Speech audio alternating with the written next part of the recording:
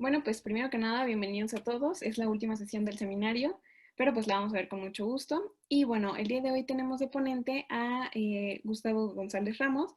Él es licenciado en Matemáticas por la Facultad de Ciencias de la Universidad Autónoma del Estado de México.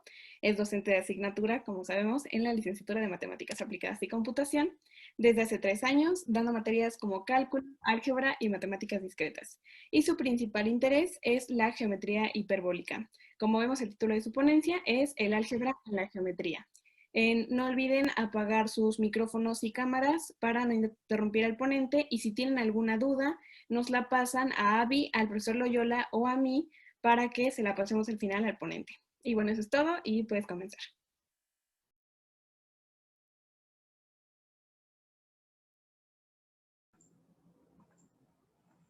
Muchas gracias, Enrique, Denise y a todo el grupo organizador, a los estudiantes que han estado colaborando.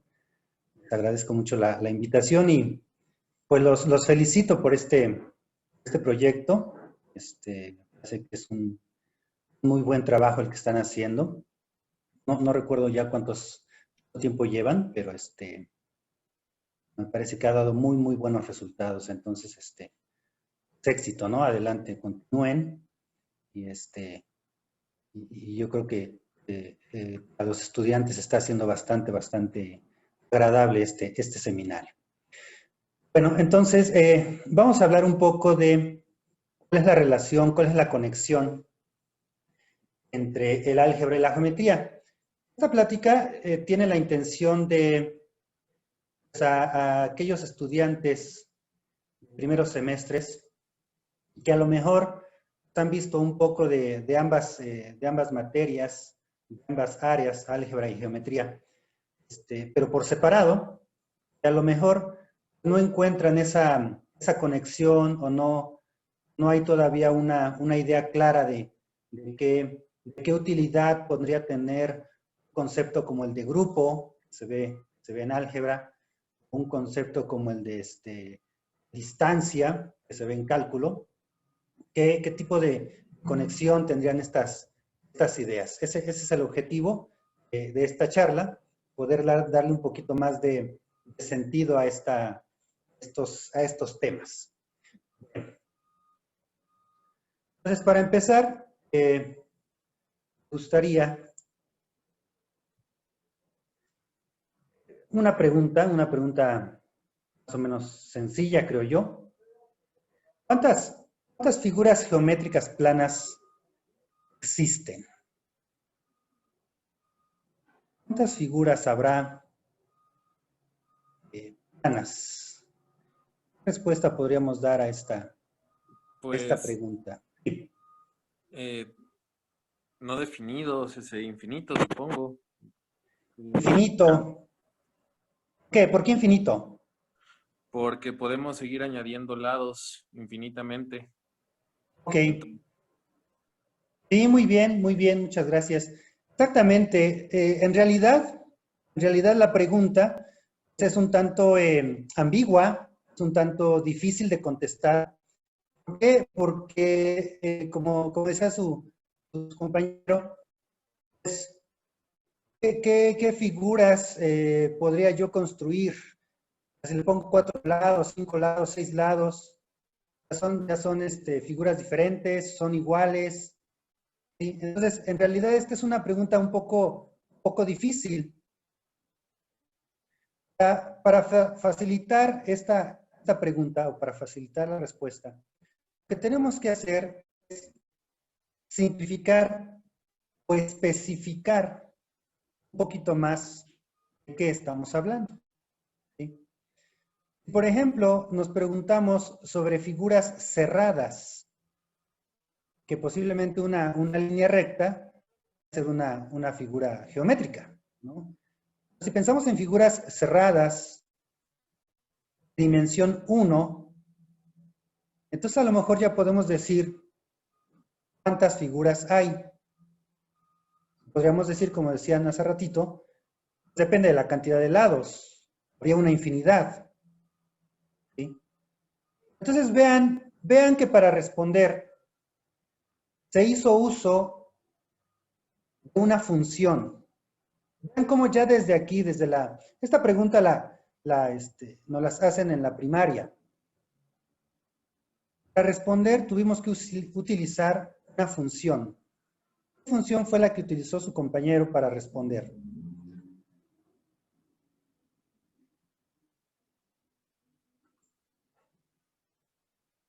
¿Alguien podrá comentar qué función se construyó para poder responder? O sea, yo tengo una figura. A esta figura se le ha asignado una etiqueta, un identificador. De manera que con esa etiqueta fue posible decir si había una o dos o tres figuras. ¿Cuál fue esa función? ¿Se etiquetan por el número de lados? Exactamente, exactamente. A cada figura geométrica se le ha asignado el número de lados. Eso ya es una función. Este concepto que vemos en cálculo se está aplicando aquí. Entonces, valdría la pena preguntarnos si esta función, por ejemplo, es inyectiva. ¿Qué implicaría que no fuera inyectiva? ¿Qué problema tendríamos si nuestra función no fuera inyectiva?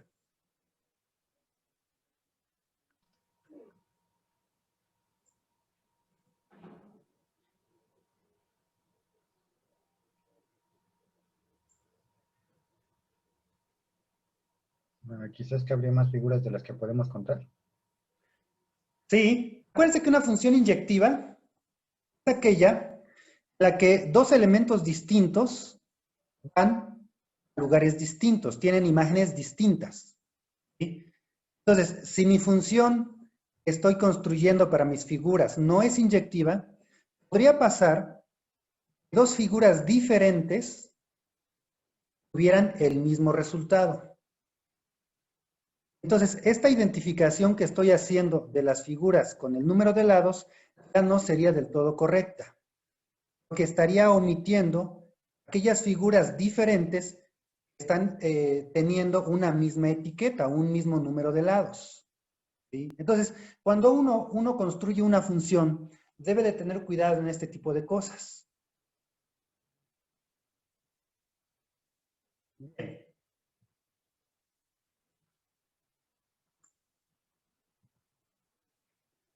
Ahora, ya pensando un poquito más en lo que vemos en la licenciatura, ¿dónde trabajamos el cálculo diferencial e integral? ¿Dónde hacemos todo esto de las derivadas, las integrales, los límites? ¿En qué lugar?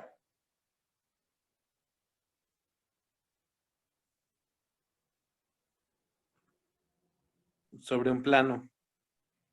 ¿Ok?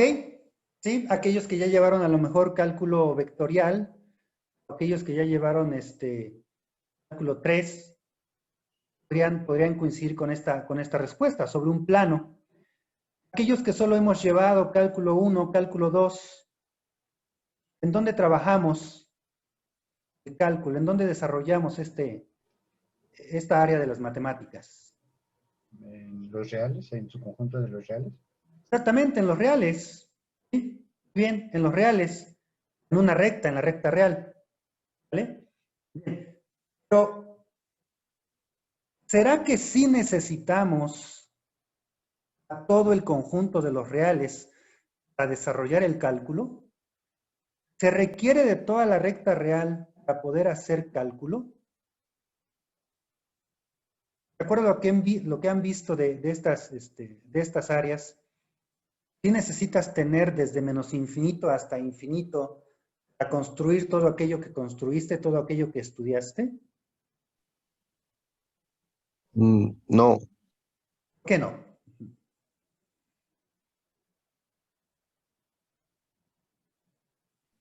porque la recta real es equipotente con cualquiera de sus subconjuntos. Entonces, podríamos desarrollar cálculos solo en una parte, ¿no? Exacto, exacto. O sea, Aun cuando tienes a toda la recta real, y lo piensan un poco, lo que ocupas, si quieres hacer la derivada de una función en un punto, lo que ocupas es realmente lo que hay cerca de ese punto en el cual quieres calcular la derivada. O sea, todo lo demás, todo lo que está lejos del punto en el que quieres calcular la derivada, realmente no te importa, realmente lo puedes ignorar. ¿Sí? Entonces, si realmente lo que ocupamos de la recta son pedacitos,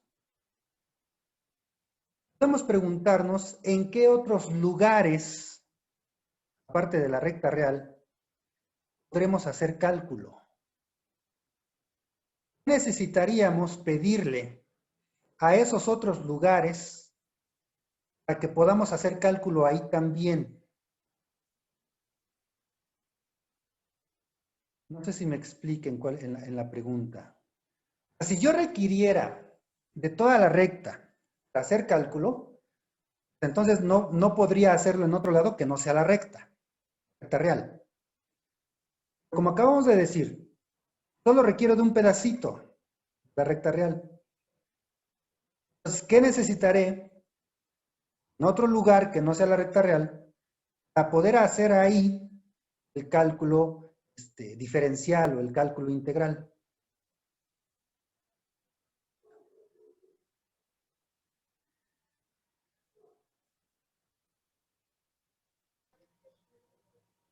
Fijándonos en el plano, estábamos hablando del X y necesitaríamos el eje Y también, ¿no? Bueno, aquí en esta imagen, a lo mejor la imagen es la que genera un poquito de confusión.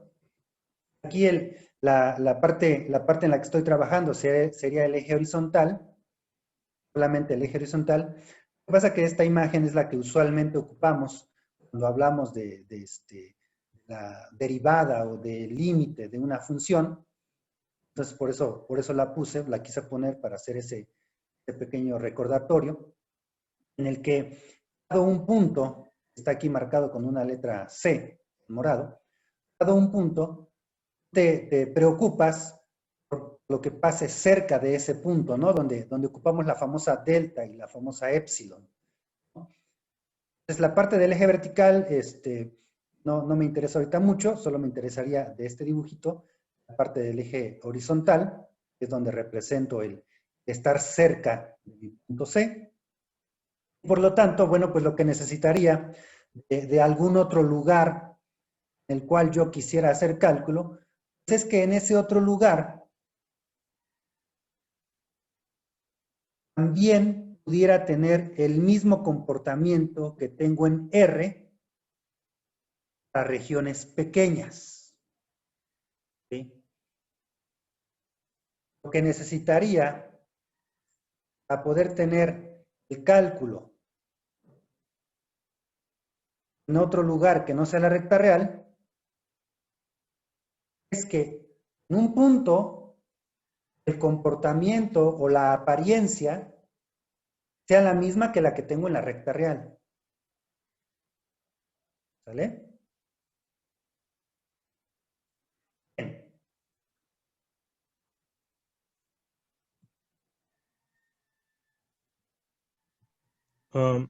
¿Podríamos hablar de conjuntos abiertos? Sí,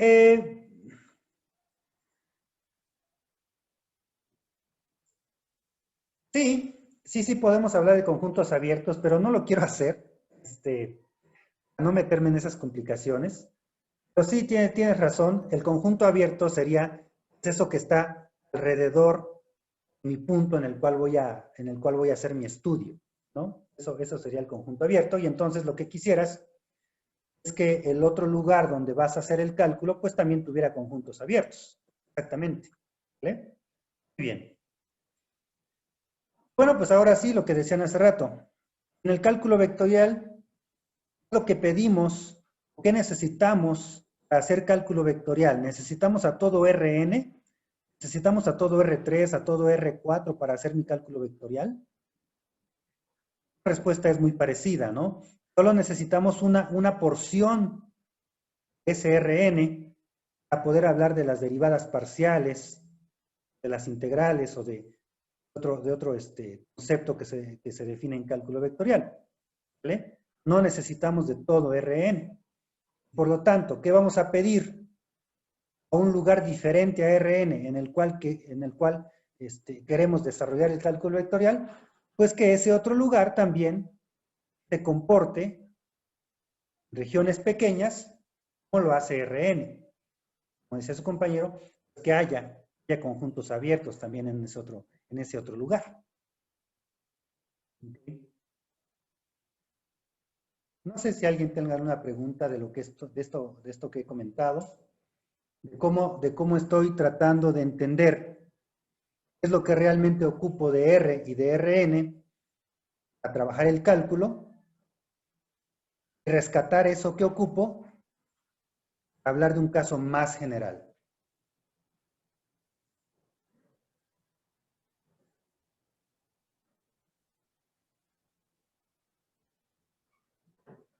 Ok.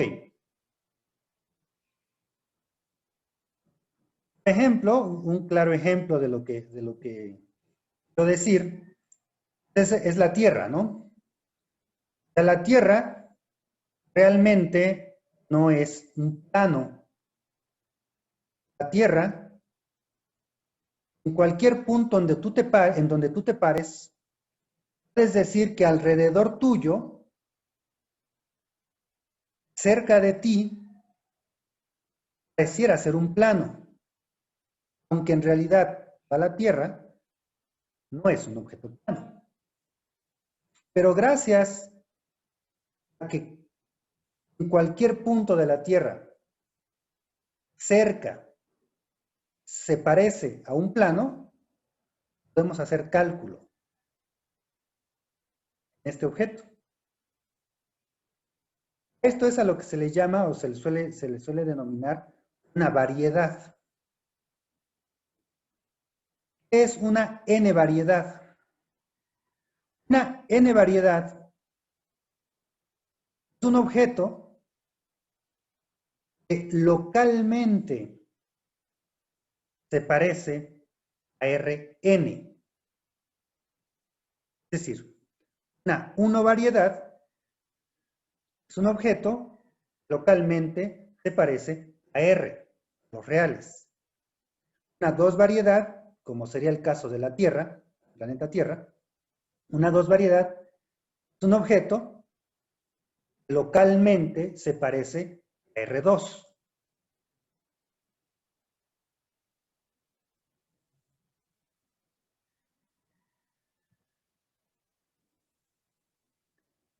Un poquito más formal, podemos decir que una variedad topológica es un espacio topológico que satisface tres cosas. Ahora, aquí, sí, aunque no quería meterme en este tipo de conceptos, tengo que mencionar que un espacio topológico precisamente es un lugar en donde definimos abiertos, donde generalizamos esta idea de los intervalos abiertos que vemos en los reales. Entonces, una variedad es aquella localmente. ¿A qué me refiero con localmente?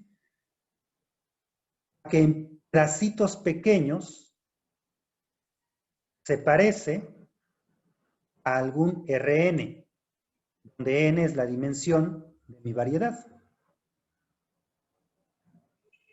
Por lo tanto, la conclusión es que el cálculo, bueno, en particular el cálculo, se va a poder desarrollar en estos otros objetos. Con otras restricciones, con unas restricciones más, ¿sí? Pero se va a poder desarrollar el cálculo en estos objetos que son llamados variedades.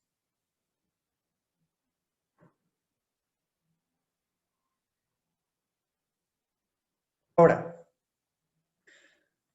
Las variedades que les decía, pues dependen de la dimensión, 3 variedades, las 4 variedades. Vamos a enfocar en las variedades de dimensión 2. Son conocidas como superficies, ¿sí? Son objetos que localmente se parecen a R2. Ahora, hay muchos tipos de superficies. Tienen que ver con muchos aspectos que estas pueden tener. En particular, vamos a enfocarnos en superficies de tipo esfera y sumas conexas del toro. El toro es la figurita que obtenemos como en forma de una dona, solo la cáscara de la dona. Las sumas conexas serían, al toro le quito un disco y pego 2 objetos de este estilo. Los coso por medio de la orilla de este disco que quitamos. Estas son sumas conexas de este objeto. Bien, vamos a trabajar con estas superficies para hablar de una clasificación.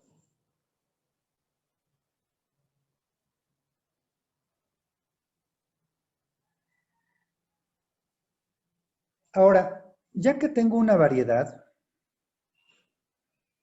puedo definir en dicha variedad una estructura. En particular, a mí me interesaría definir en mis variedades una estructura hiperbólica. ¿Cómo le voy a hacer para definir esa estructura? Bueno, primero necesito otra variedad. En este caso la estoy definiendo con la letra X. Quiero de otra variedad y un grupo de difeomorfismos de esa variedad. ¿Qué es un difeomorfismo? Un difeomorfismo es un tipo de función, definida en este caso en X, que respeta la estructura diferenciable de esa X. Recuerden que una función es una especie de transformación. Entonces, si yo transformo algo, si yo modifico algo, puede ser que esa modificación pierda o altere ciertas propiedades que ya tenía mi objeto. Entonces, debo de cuidar no perder información que a mí me resulte importante. Cuando pido que mi función sea un difeomorfismo, lo que estoy pidiendo es que aun cuando hago una transformación, se conserve la estructura diferencial de mi variedad. Luego, como mi función está aplicándose de X en sí mismo, o sea, es una transformación de un objeto en sí mismo, puedo hablar de una composición de funciones. Es aplicar una función y luego otra. Esta operación de composición de funciones, en realidad, le va a dar a mi conjunto de difeomorfismos la estructura algebraica grupo. Entonces, por eso, puedo decir que en mi variedad X tengo un grupo de difeomorfismos. Aquí estamos mezclando la parte algebraica, la estructura de grupo, la parte de cálculo, las funciones diferenciables. Entonces, cuando yo tengo una variedad M, le quiero dar una estructura que tengo en la variedad X, solo voy a pedir, o más bien lo que voy a pedir, es que yo pueda cubrir mi variedad M, de manera que cuando estos objetos que cubren a mi variedad se traslapen, que a la hora de cubrir un objeto, pues puede ser que esta cubierta tenga traslapes. Pues lo que voy a pedir es que en esos traslapes las funciones sean diferenciables.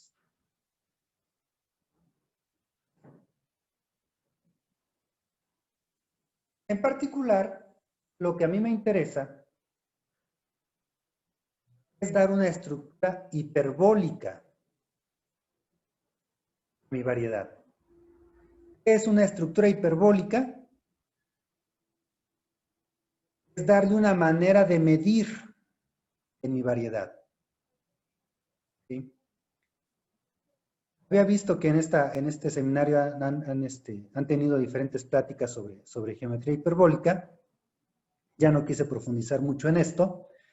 Lo menciono nada más por aquellas personitas que no hayan podido escuchar algo al respecto. No solo tenemos la métrica euclidiana, no solo tenemos esa manera de medir, también tenemos la métrica hiperbólica. Lo que quiero hacer es que a estas superficies que me interesan, les pueda yo dar esta métrica hiperbólica. Eso es realmente lo que quiero en esta definición, una estructura. Una manera de medir.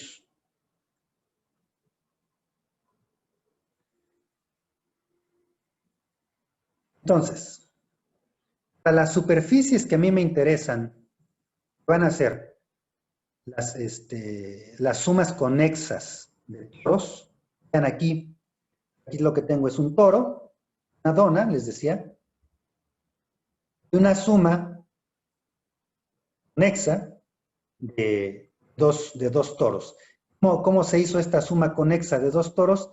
Decía, se hace se hace un corte, un disco en cada uno de los dos toros que se van a pegar, y luego por medio de esa orilla que se cortó en cada toro, cada dona, se unen dichos toros.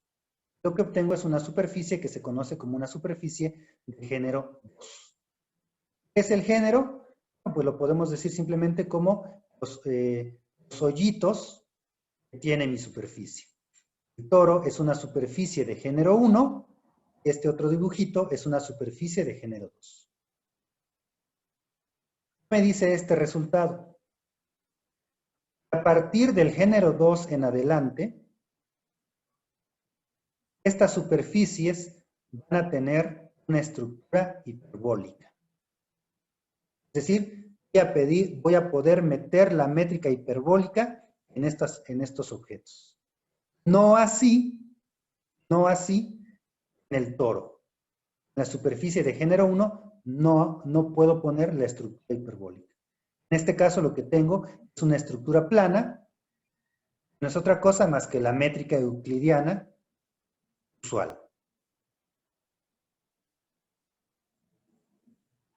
Quiero hacer una pausa aquí para responder alguna duda que puedan tener. Sé que ha sido una información bastante rápida, entonces no sé si alguien tenga alguna duda.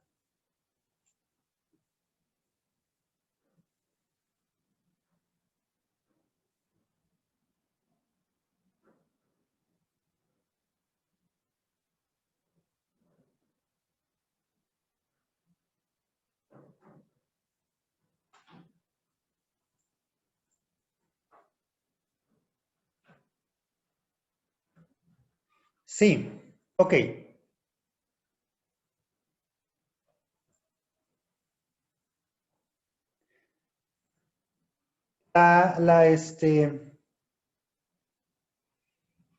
Aquí vean la definición de la estructura sobre una variedad.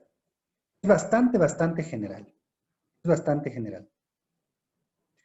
Aquí, en lugar de la X, podríamos tener a R. R a R2 o a R3. En lugar de G, podríamos tener las isometrías de R, de R2.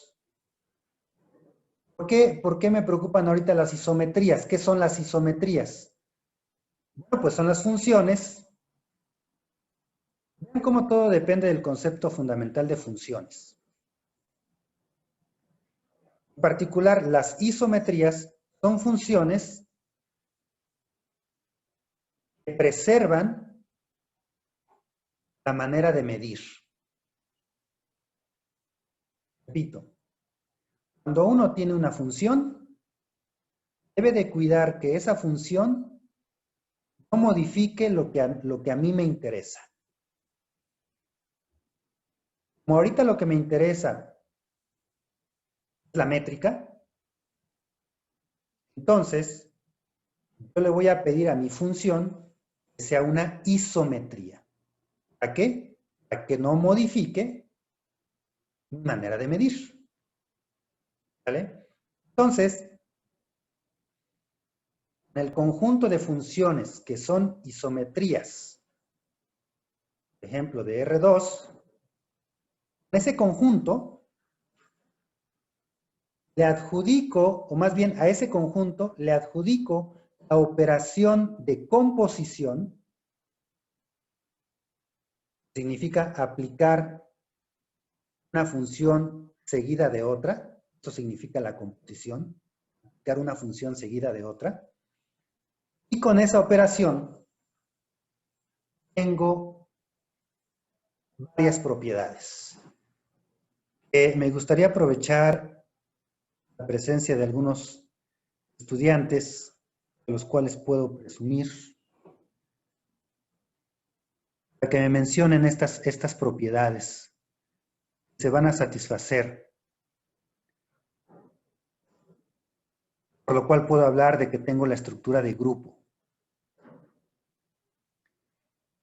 Yafaye, ¿nos puedes recordar cuáles son las propiedades que se deben satisfacer para tener la estructura de grupo?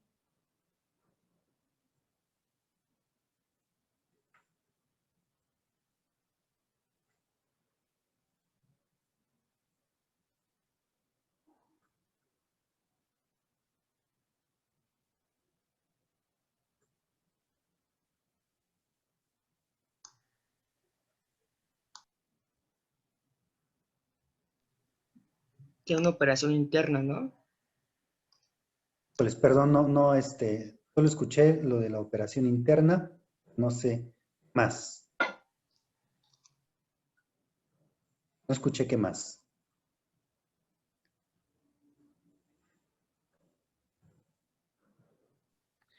Bueno, profe, ¿ya me escucha? Sí. Bueno, pues primero se tiene un conjunto con pues con una operación. Luego tenemos el elemento neutro. Sí, Luego cada elemento debe tener un inverso. sí. Luego, bueno, también se debe cumplir la distributividad, ¿no? ¿No? Perdón, la conmutatividad. No es necesario, necesario, solo si queremos que el grupo sea abeliano, dimos la conmutatividad. Ok, bueno, solo recuerdo eso en este momento. Ok, muchas gracias, Edgar. Sí, Es necesario también que sea cerrado. cerrado, exacto, y asociativo, ¿no? Asociativo. Muy bien. ¿Sí? Entonces, cuando yo me tomo al conjunto de isometrías bajo la operación de composición, sucede que se va a satisfacer esto. Voy a tener un elemento neutro, voy a tener la propiedad asociativa, voy a tener la propiedad de cerradura, la propiedad de elementos inversos. Aquellos que han visto otras estructuras, como anillo, como campo, como espacio vectorial, quizá tengan la sensación de que la estructura de grupo de las más sencillas. Lo quiero mencionar así porque aun cuando pareciera ser una de las más sencillas, tiene una gran cantidad de aplicaciones, ¿no? Como lo menciona Celis, en el caso del cubo de Rubik, pues ahí tenemos un grupo, ¿no? Entonces, tener la estructura algebraica de grupo da a estudiar a dicho objeto. Bien, voy a continuar. Ya que tengo mis superficies de género G,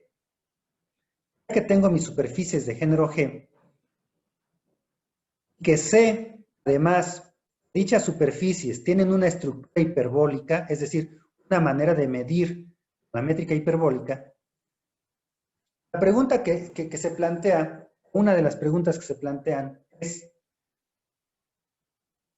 ¿cuántas maneras de medir hiperbólicamente habrá? Es que al darle tú una estructura hiperbólica a tu superficie, ya solo tienes una manera de medir. Pues resulta que no. Aun cuando tú le das la métrica hiperbólica a tu superficie, puede haber diferentes maneras de medir.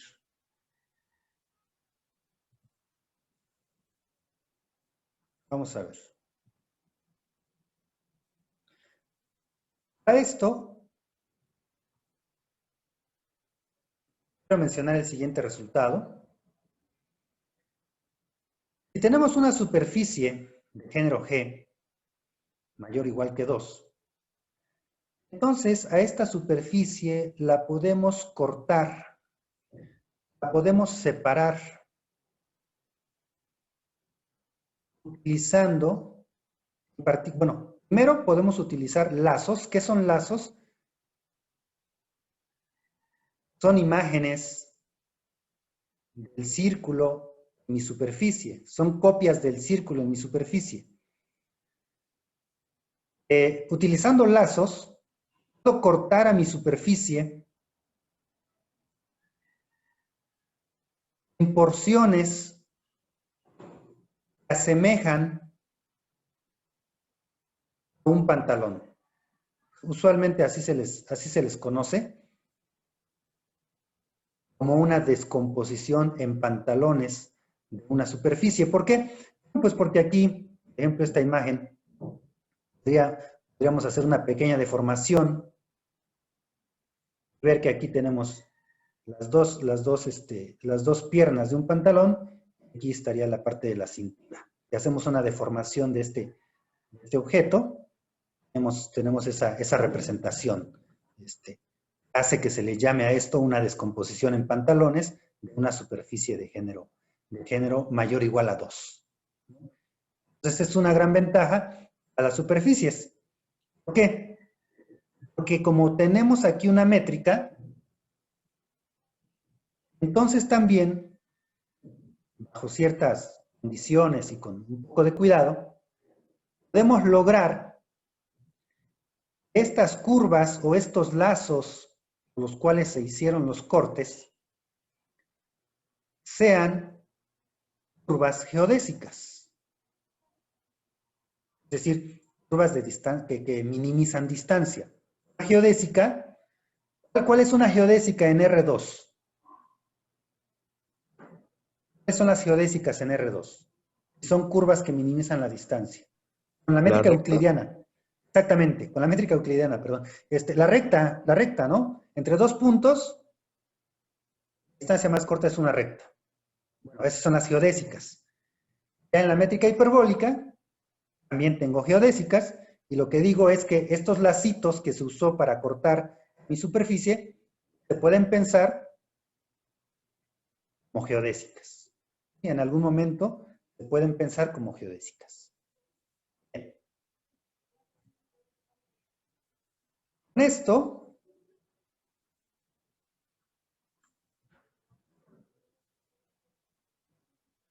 vamos a construir una relación de equivalencia a propósito de matemáticas discretas, donde vemos relaciones de equivalencia precisamente. ¿Qué es una relación de equivalencia? ¿Alguien recuerda qué es una relación de equivalencia o para qué sirve una relación de equivalencia?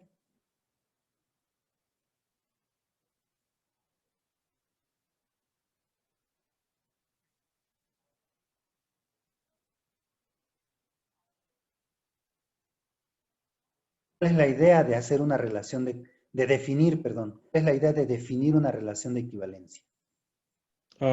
Particionar un conjunto de maneras específicas, ¿no? Sí, exacto, exacto. Algo, un conjunto, posiblemente es muy grande, muy difícil de analizar. Lo vamos partiendo. De manera, en lugar de ver a todos los elementos de mi conjunto original, en lugar de ver a cada uno de los elementos de mi conjunto original, me concentro en esos pedazos que formo de mi conjunto. Para formar esos pedazos requiero de una relación de equivalencia. Entonces, si pensamos en una superficie S, y en todas sus posibles métricas hiperbólicas que pudiera tener, en todas sus maneras de medir hiperbólicamente que pudiera haber en la superficie, definimos una relación en todas esas posibles maneras de medir. ¿Cuál va a ser esa relación? Bueno, pues una métrica se va a relacionar con otra si es que podemos construir un difeomorfismo isométrico entre ellas dos. ¿Qué quiero decir con esto? Aun cuando sean dos métricas, estoy representando ahorita con H1 y H2, aun cuando sean dos métricas, puedo llevar una a la otra por medio de una función que se comporta bien. Respeta lo que tiene que respetar. O sea, las métricas H1 y H2 realmente no son tan distintas. Entonces, hago mis pedacitos de métricas. En el conjunto que teníamos H de todas las posibles métricas, hago esta partición que decía Celis, y pienso ahora en estos conjuntitos de métricas. Es lo que se conoce como el espacio de Teichmüller. ¿Cuál es el objetivo? Conocer este espacio. Identificar los elementos que hay en este espacio. ¿Vale? Aquí hay un error. Aquí dice que el espacio de Teichmüller es H. No, el espacio de Teichmüller no es H. ¿Cuál es el error? ¿Qué me hace falta aquí?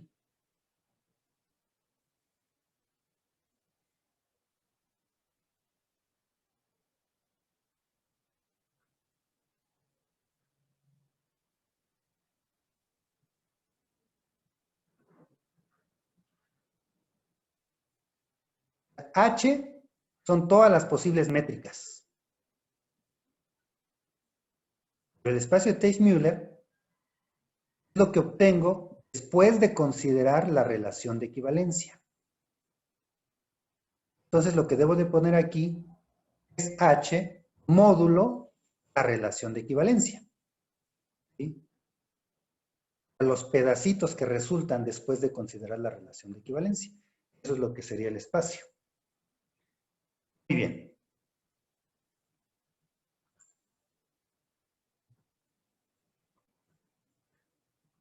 ¿Cómo identifico, finalmente, cómo identifico a cada uno de los elementos de mi espacio de Teichmüller? Bueno, como mi superficie, habíamos quedado, se puede separar, se puede descomponer en esto que llamábamos pantalones. Y cada pantalón viene determinado por 3 curvas, son las cuales hacemos los cortes. Entonces, para cada uno de estos lazos, dijimos, se podían pensar como geodésicas, puedo calcular su longitud. Porque tengo una métrica, puedo saber cuánto miden cada uno de estos lazos. No tienen por qué medir lo mismo. Cada lazo por el que hice el corte tendrá una medida. Bueno, pues me tomo una métrica H y mido con esa métrica, mido cada lazo. Y así asociamos a la métrica el arreglo que consiste en la medida de cada uno de esos lazos. ¿Por qué tengo un arreglo de tamaño es G-1?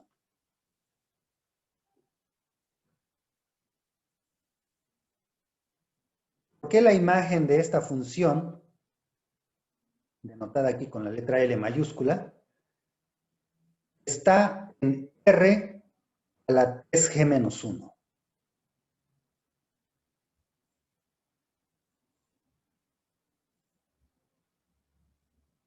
¿Cuál será la razón de que ese sea el espacio donde tiene su contradominio esta función? ¿Por qué exactamente 3G-1?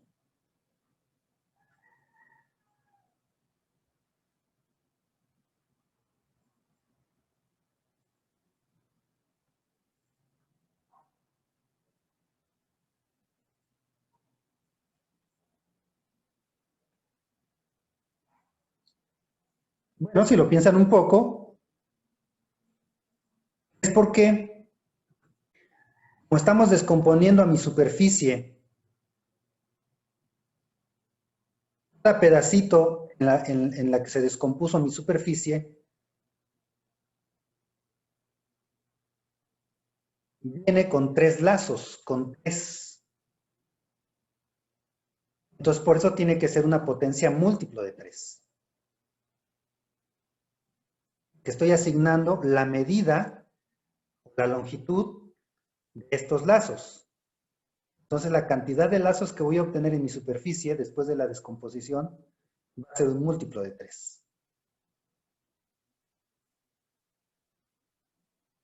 La cantidad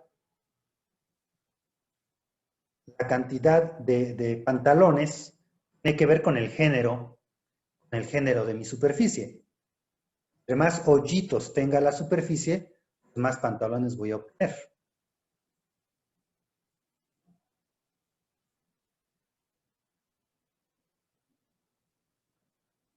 Entonces, para terminar, quiero recalcar la utilidad de las funciones que vemos en cálculo. Se han construido varias funciones. Y también el requisito que le pedimos a estas funciones. Respeten lo que tengo de estructura en mi dominio. Puede ser una estructura algebraica, puede ser una estructura topológica, puede ser una estructura diferenciable, puede ser una estructura métrica. En cada caso, para preservar dicha estructura, le pido a mi función que sea un diffeomorfismo, que sea una isometría, que sea un homeomorfismo. No es otra cosa más que respete lo que quiero que respete.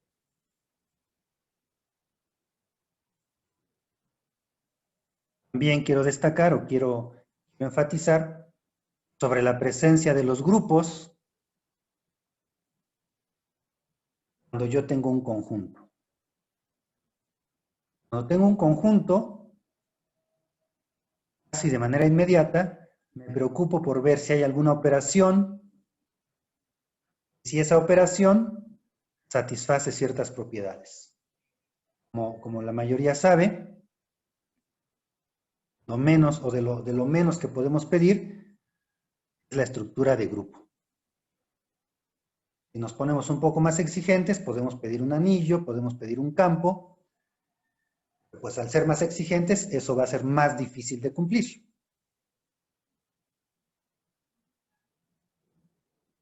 Bien, pues hasta aquí quiero dejar esta plática. Espero que haya sido de utilidad, espero que haya sido, haya servido para ir conectando estas ideas que tenemos decía yo, de las materias de álgebra, de cálculo. Quizá de geometría, pues no hemos visto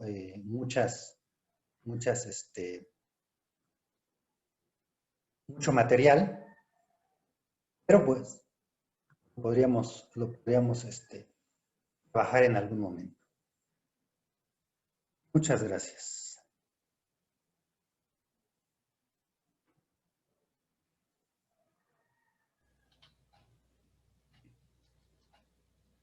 Muchas gracias por tu plática, Gus.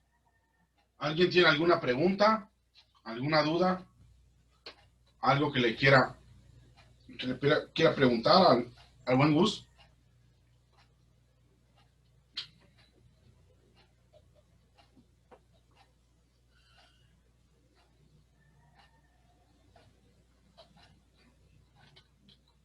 No se cohiban. Sí, Carlos.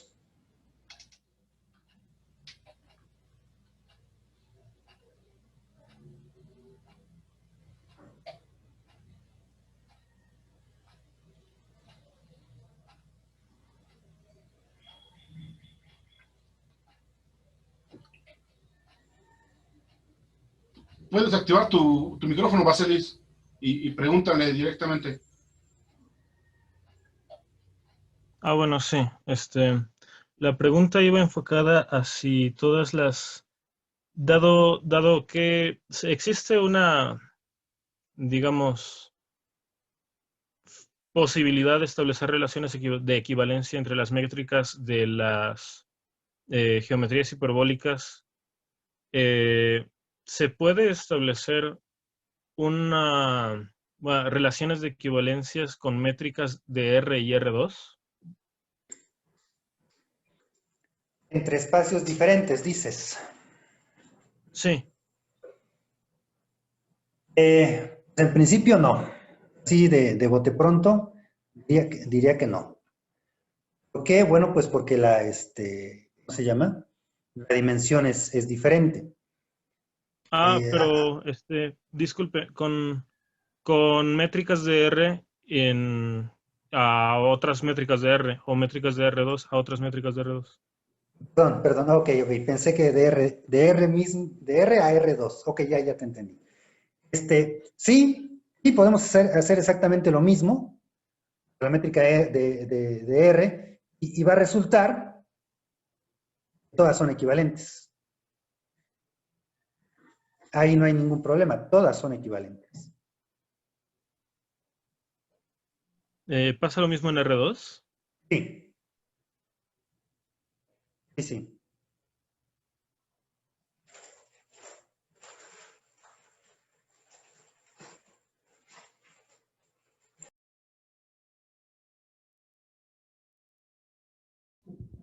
Tengo otra pregunta.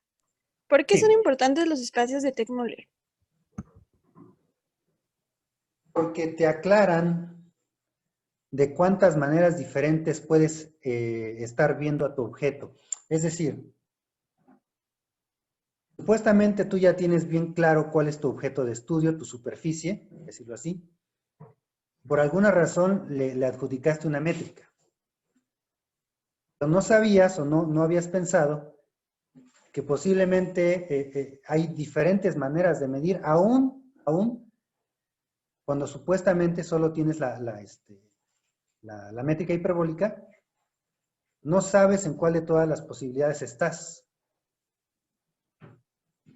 Entonces, vale la pena saber, para empezar, qué tan amplio puede ser el panorama en el que te estás moviendo. Y ya después que tengas claro eso, bueno, pues puedes saber en cuál de esos lugares es en el que tú te encuentras, en el que tú estás haciendo tu estudio.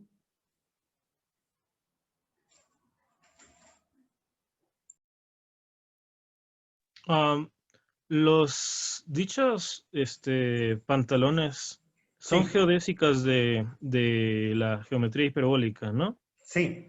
¿Qué pasa con el toro de característica 2, digamos? No sé cómo se llama en De realidad el género género. 2. Ajá, de género 2. Ajá. ¿No se puede particionar en dos pantalones distintos? Y esos dos pantalones no se les puede aplicar un homeomorfismo para que se vuelvan, cada uno, pues, toros de género 2. Sí, sí. El toro de género 2 se puede separar tiene esta descomposición, pero no es única. En este caso no sería única. Eh, la función, la última función que vimos, tendría como contradominio R3, me parece. O sea, tantas ternas, en principio lo podría decir así, tantas ternas como tengas, números reales, positivos porque como son longitudes, las longitudes de los lazos tienen que ser mayores que 0. Tantas ternas como tengas van a generar diferentes métricas hiperbólicas en este toro de género 2. Y puedes construir homeomorfismos, aquí es bien importante la palabra, porque homeomorfismos solo respetan la parte topológica, pero ya no vas a poder construir isomorfismos, que si pudieras construir isomorfismos, entonces lo que tendrías es que las métricas sí serían equivalentes. Estamos diciendo que no lo son. Oh, de acuerdo. Muy bien. Tengo otra. Sí, Abigail. Cuando hablas de cortar, ¿eso representa algo en matemáticas o cómo cortamos? Sí, sí. En principio, el término correcto sería la suma conexa. Aquí me gustaría recordarte, por ejemplo, cuando tienes cuando tienes Z, los enteros. Los enteros son un grupo. Puedes agarrar Z dos veces y hacer la suma de Z con Z para generar un nuevo grupo. ¿En qué consiste esa suma de Z con Z? Debí irme a R. ¿Qué cosa es R2? ¿Cómo me podrías definir R2, Abigail?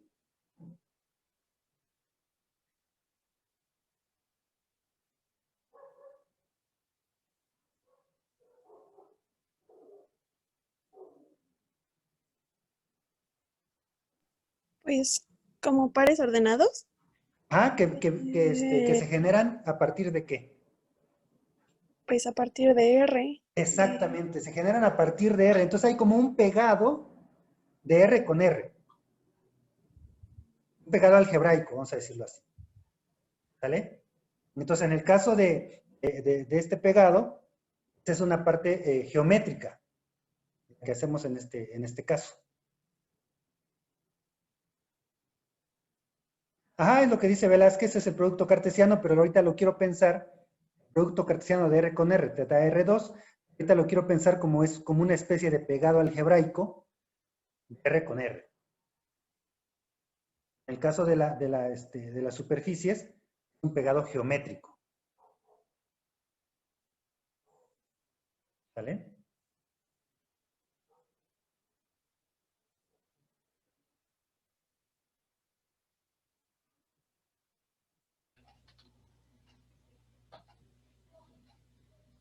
¿Alguien más tiene alguna pregunta para Gus?